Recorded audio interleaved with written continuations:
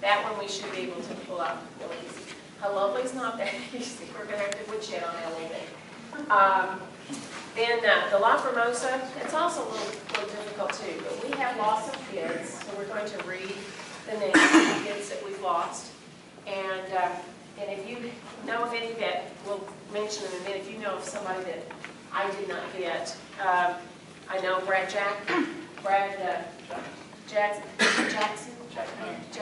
Jackman, Scott Morris, Neil Hope, Sean Mabry, even though he wasn't with me in choir, he did come over and do the musicals for me. I left right before his sophomore year, or junior year. He was still 19, 11, 12. Who else? Ricky Kraft, yes. In fact, my dad was in the hospital. We were losing my dad at the same time we were losing Rick, so I went up several times and saw her before he was. And somewhere in the back of my mind, does anybody know, somebody told me that Gene Spencer died. Does anybody know anything about Gene Spencer that was in his, we won't read it in case you don't want to read it. That's too soon. Can't do that. And so, right after we read those names, we're going to do the La Formosa, which La Formosa means day of mourning, and the very last line, translated loosely, is please, dear gentle Jesus, may they rest in peace. And that's the reason I chose the La Formosa. That's a toughie, so we'll have to spend some time on that. We'll do Carol the Bells, because we did it every single year at Christmas. We did that with Carol the Bells. So that's just because of traditions and stuff like that. Hi, Chris! And then before we found the alma mater, and it took me about, I really did set out on a quest to get it. I know they say that every year at graduation, but that's true. I did start out a quest to find the alma mater. I found the words in a 1921 yearbook over in the library.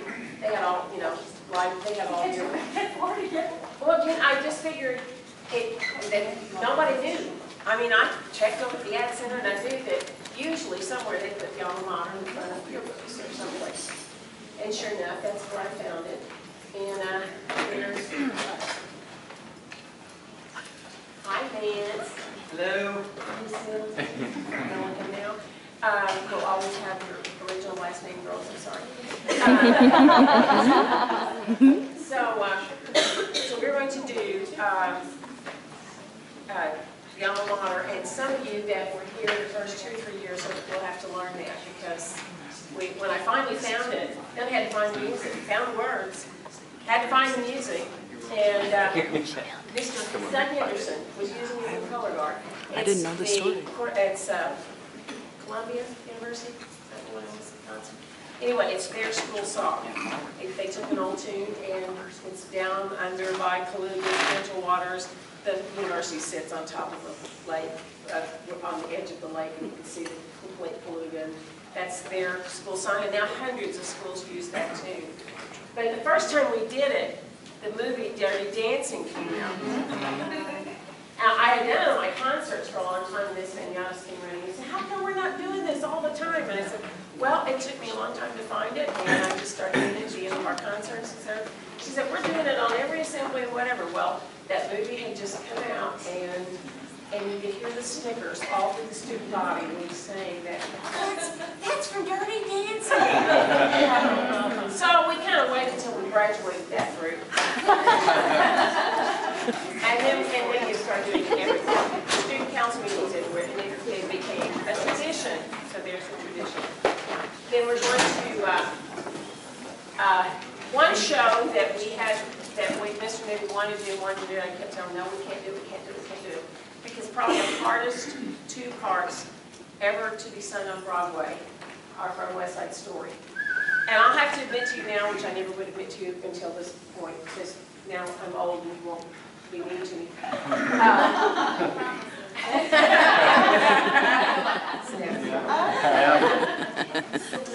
That was the only year that I had predetermined who would have the roles, because I knew we had to have the voices to sing it. So finally said, do we have voices that can sing it? I said, yes, I do, this year. And that was James and Melody. And they're going to do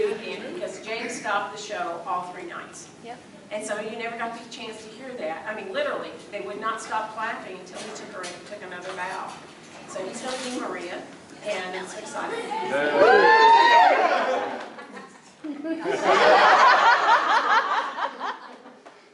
Too tall for the front row anyway. And Melody and James are going to do tonight from Westside School.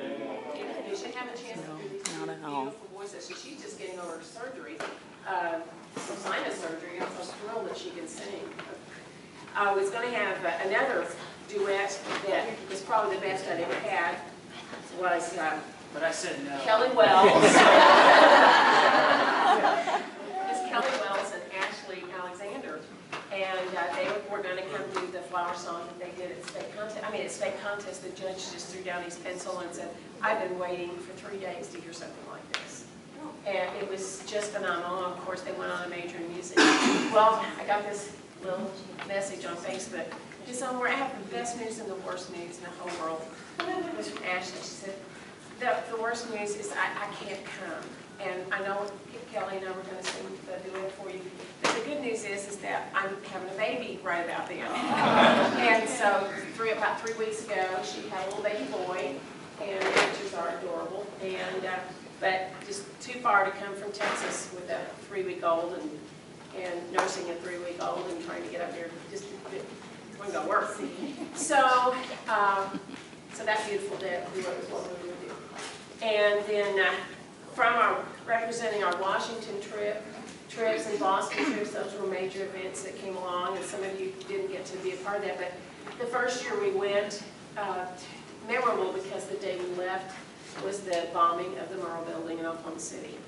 And those kids that were on that trip will never forget the intensity of being the Oklahoma kids in Washington. Because when we left town, we didn't know if it was going to break out all over the country. We had no idea if the venues would be open in Washington. It was just an amazing week, probably one of the most amazing weekends I've ever spent being the kids from Oklahoma during that particular time. And almost all of us knew somebody. My brother was scheduled to have a meeting where the recording's made. If you go through the memorial and you hear the recording, well, he was supposed to have been in that building that morning at 9 o'clock in a meeting. And his grandfather-in-law passed away, and so he canceled that meeting. But he was going to be in that building where people died in that building too, who were injured. And all of us knew have stories like that.